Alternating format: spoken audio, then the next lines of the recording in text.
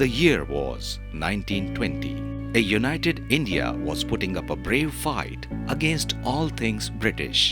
The Indian National Congress held a meeting in their Nagpur summit, and Gandhiji appealed to one and all, let us focus on establishing Indian educational institutes and discourage the British ones.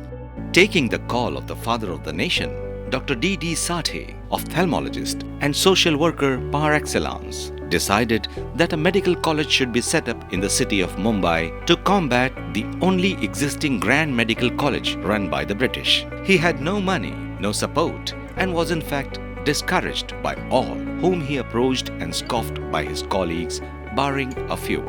He got his best forces together, 6 colleagues, who left the GMC to join here, a bungalow at 2nd Victoria Lane, Mazgaon, a laboratory, a library, and a chawl, which was to be the hostel. With these humble beginnings, on Ganesh Chaturthi, 4th September 1921, the National Medical College was born. The curriculum included Ayurveda too, being Indian in spirit. After the first year, for the clinical rotations, a 3-story chawl which was to house 50 beds, called the People's Free Hospital, was started through a generous donation by Shri Dwarka Das. Around the same time, Dr. A. L. Nair, who was Dr. Sathe's friend, was awarded Rs 6 lakhs for the land on which today Mumbai Central Station stands.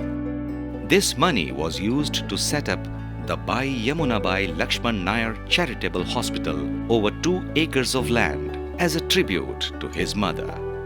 As the NMC became popular, many luminaries like Dr. Madan Mohan Malviya ji, Dr. Ansari, Mr. C.R. Das, Pandit Motilal ji, Lala Lajpat Rai, Hakim Ajmal Khan, C. Rajagopalachari, Jamnalal Bajaj, Vittalbhai Patel, etc., to name a few, had visited it.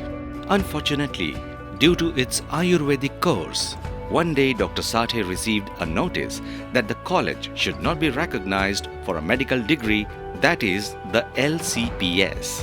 A bitter difference of opinions ensued within the fraternity themselves, and Dr. Sathe sadly resigned. Fortunately, Dr. A. L. Nair continued the dream and laid the foundation of a new hospital on 28 November 1927 at Jetha Street. Dr. Bhatkamkar, the principal then, saw to it that the college got affiliated to the physicians and surgeons, and getting the LMP and also LCPS, the very reason that Dr. Sathe had left. Following Dr. A. L. Nair's death, Mr. S. P. Nair and Dr. Venkatrao, his son and brother-in-law respectively, devoted themselves to the twin institutes in the place where we have them standing today. For the last 20 years or so, the Nair family, through donations and personal investments, ran this huge institute. However, there came a time when the college was in bad debt and Dr. Venkatrao fell ill. Dr. Rayleigh, the principal then, took it upon himself and slowly acquire funds and pay off the debts of the hospital, which was nearly Rs 40,000, a huge amount in those days, which he managed to achieve in his tenure. Dr. R. T. Desai was the next principal, and secretary Dr. Patrao can be credited with a vision and expansion of the hospital as we understand it today. This included use of Powell's factory as an annex, setting up a separate nurses' quarters, delinking the Nair Dental College, and having a paid ward, a self-sustenance model, all the handiwork of Dr. Patrao. Dr. Patrao was also responsible for the bed strength, increasing to 75 in 1935 and then 90 in 1944, and subsequently 300 bedded through the generous donation of Rs 5 lakhs from Shri M. N. Desai in 1945, popularly known as Topiwala Desai, and from then on it became the Topiwala National Medical College. Dr. Karande, the next principal, actually steered the team to getting affiliation for the MBBS degree. In order to do this, apart from the Rs 5 lakhs donated, Rs 15 lakhs more had to be raised. Once again, the Nair family donated generously, and the Expansion Committee went on a donor campaign as well as raised funds through various fundraising activities, including medical exhibits in the city. However, the most difficult task was getting affiliated to both the university and the corporation, which Dr. Patra managed single-handedly. Truly, his contribution to Nair is matchless. 1955 and 1956 saw the addition of the schools of occupational therapy and physiotherapy, and in 1958 the magnificent new college building was commissioned, which stands tall till today. The Department of Audiology and Speech Therapy, the first in Asia, was started in 1963, the brainchild of Dr. L.H. Hiranandani. In 1968, the old college building replaced by an 8-story new OPD building. In 1971, during the Golden Jubilee year, the Nair Golden Jubilee Research Foundation was started, with the exclusive aim of promoting indigenous research from Nair itself. In fact, in 1975, Dr. Christian Bernard visited Nair and delivered a talk in this very auditorium. Nair was now a recognized medical institution of standing under the aegis of the municipal corporation, standing tall in the heart of the city, and proudly offered numerous courses to all its students. The maximum expansion was seen between the 60s to the 70s, where eventually 38 departments evolved and became the hospital as we know it today. The hospital has now expanded from the modest 2 buildings to a total of 16 buildings, small and big, and is 1400 bedded.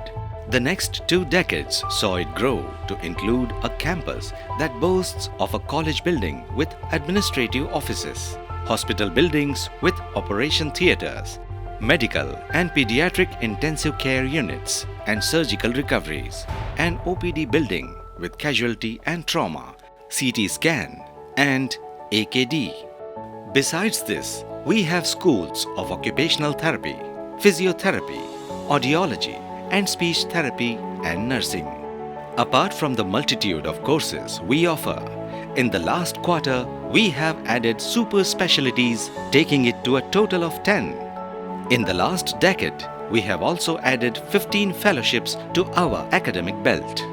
The hospital has started a state-of-art cardiac catheterization lab, MRI machine, modular urology operation theatre, school for autistic children, DSA lab for neurosurgery, kangaroo mother care ward in the NICU, state-of-art trauma center and refurbished casualty and cancer care, as well as HMIS services, to name a few.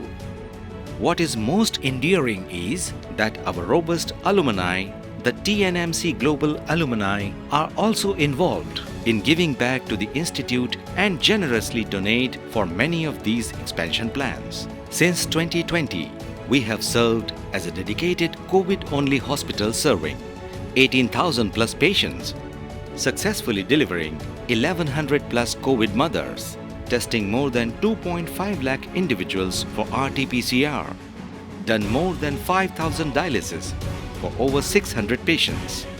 Also, adding to our existing molecular diagnostic lab, we have a new genome sequencing lab, the first in the city. We have plans to refurbish our buildings in the upcoming decade. There are also plans to include skill-based labs, some of which will be inaugurated today.